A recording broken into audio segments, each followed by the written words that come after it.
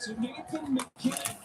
Another power play goal has scored of these playoffs, but returning fire Marcus Johansson making it a 2-goal game. The Evergreens family vacation started with Expedia, the one place you go to go places. When hockey season ended, summer started. Dad knew his crew didn't need much, but they did need peace and quiet. And lots of space. So they planned their flights, car, and vacation home all in one place. Great, right? Nice job, Dad. Expedia, the one place you go to go places. You gotta play developing. Flying up the wing. You gotta respect the sheer creativity, John. To see that again. Incoming!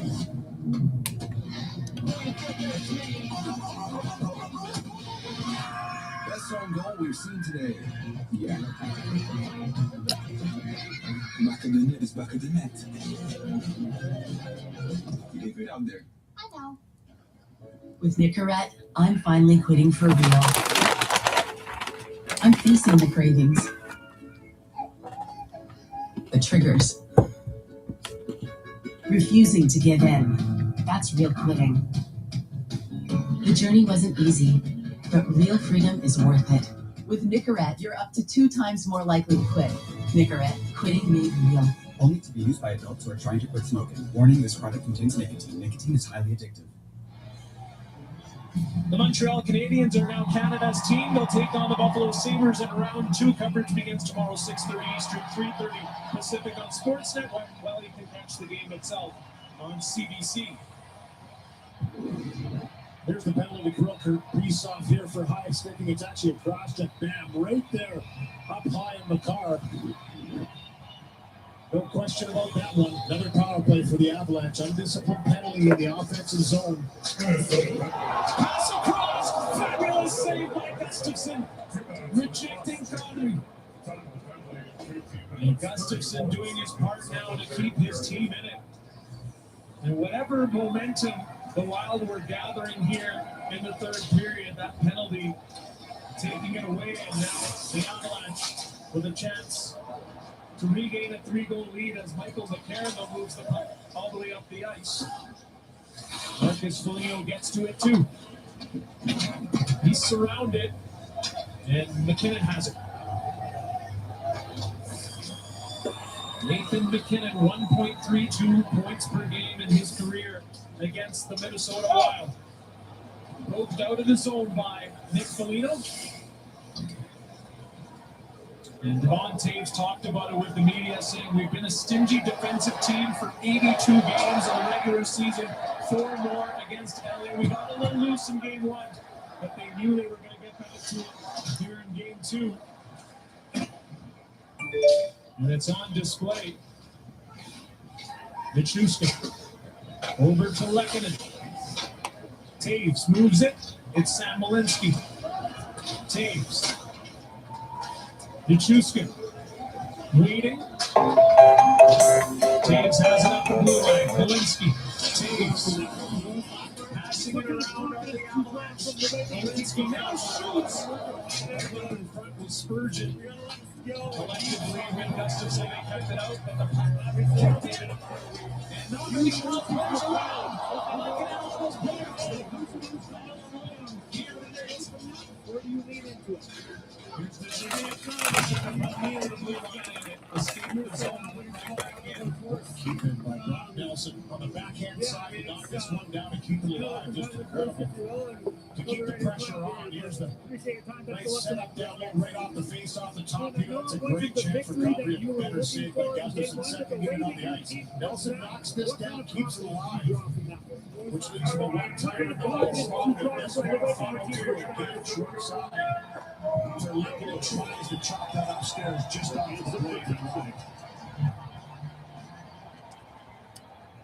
Not playing there. Wedgwood decides to cover up as Zuccarello was on the prowl. You know, you go back to the first period, the first goal for the Minnesota Wild, and it was Cale Makar that kind of got a little aggressive on the play in the neutral zone, led to the breakaway for Tarasenko, and he scored. Sorry, Kaprizov, and he scored that goal, but he owned it. He went back, tapped Wedgwood. 2 minutes. Third period, 19 minutes. Colorado 4, Minnesota 2. For the Minnesota Wild, the extra attacker on, shot on net. Wedgwood shot the door again. Kaprizov with the opportunity. Face-offs. We've talked about them all series long so far, the 2 games. I mean, you're never really safe in a safe-off battle, and this is a quick release. Right off the hop, and another good extension save by Wedgwood. Kaprizov was looking for a rebound that wasn't there. Colorado, another defensive zone face-off. They are 72% in defensive zone face-off tonight. McKinnon shovels it out of the zone. No icing here as Faber starts the breakout for the Wild. Handing it back to guess who? Kaprizov forcing his way in near the net. He flips it to the near side. Faber all the way around. It's Zuccarello. Back to Goldie now. 1-5 Goldie gets the puck back. Goldie looking. Faber looking, shooting off the plate. Zuccarello in the corner. Gets it back to Quinn Hughes. Under 90 seconds to go in regulation. 2-goal deficit for the Wild. Goldie. McKinnon. Absolutely annihilates Goldie, who is unable to get back on his skates. What a hit in the corner. Hartman came over to see if he could get McKinnon to engage, and he just kind of brushed him off. Goldie back in action. Tried to get onside, looked like he did. First time in the player, final 60 seconds here in the third period regulation of game 2. Here's the ball hit by Faber. Hugh sends this one through the traffic, hits the post. All those bodies in front for Wedgwood had a hard time picking it up. This is a good hit. It's an awkward fall for Goldie. He's trying to fend off, so he's leaning a little bit into McKinnon when he takes this hit. He was stumble first though. He was already starting to stumble down, shoulder to shoulder, I thought though. And Goldie was roughed up on this, would get up, dust himself off, and get outside on the play to come in. Hard hockey. I'll tell you, it's been the Avalanche here that have been the more physical team. We talked about the Minnesota Wild coming in. They're bigger, they're a physical team, but it's been the Avalanche that have certainly pushed back and had the more physical play in this third period. WWB. And Nathan McKinnon, just a man on a mission here tonight. Not only all over the score sheet, but elevating his game physically here in the playoffs. Timeout was taken. Both teams strategizing, and the Wild are ready. Yeah, in game number 1, there was a little bit too much reaching for pucks with the stick. In game number 2, both teams have dug in a little harder. Instead of going for pucks, they're going for bodies. It's a little harder trending in the corners. You saw that from Goldie taking the hit on that one. And McKinnon, for one of the superstars in the league, he is a physical specimen. He can put you into the 5th row with that physicality. Goldie on the ice for the faceoff. He's no worse for wear. Scramble drive. Goldie finds it. Can't get the shot on net. Still net empty here. The Minnesota Wild trying to utilize the extra attacker. Kaprizov tips that. Again, not on net. Nichushkin can't reach to the puck. He did. Made contact and forced Hughes to retreat further. Hartman moves it to Goldie. The Wild not allowed to gain the zone. Drilled into the zone now, though. Hartman across to Hughes. Zuccarello looks. Zuccarello passing. Burns got his stick on it, swatted at it. 10 seconds to go. Lifted out by Nichushkin. Extreme.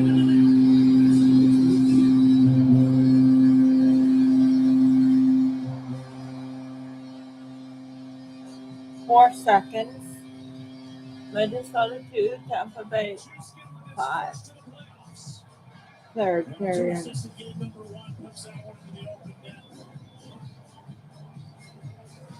As that reach inside, he looks up, he puts this one perfectly into the air. This one hasn't hit the ball too straight. Up on into a little bit, finds the corner. That'll finish it off with 4.4 seconds on the clock. What a start to this series, and the Colorado Avalanche getting it done in Denver. Final score 5-2. Colorado looking unstoppable.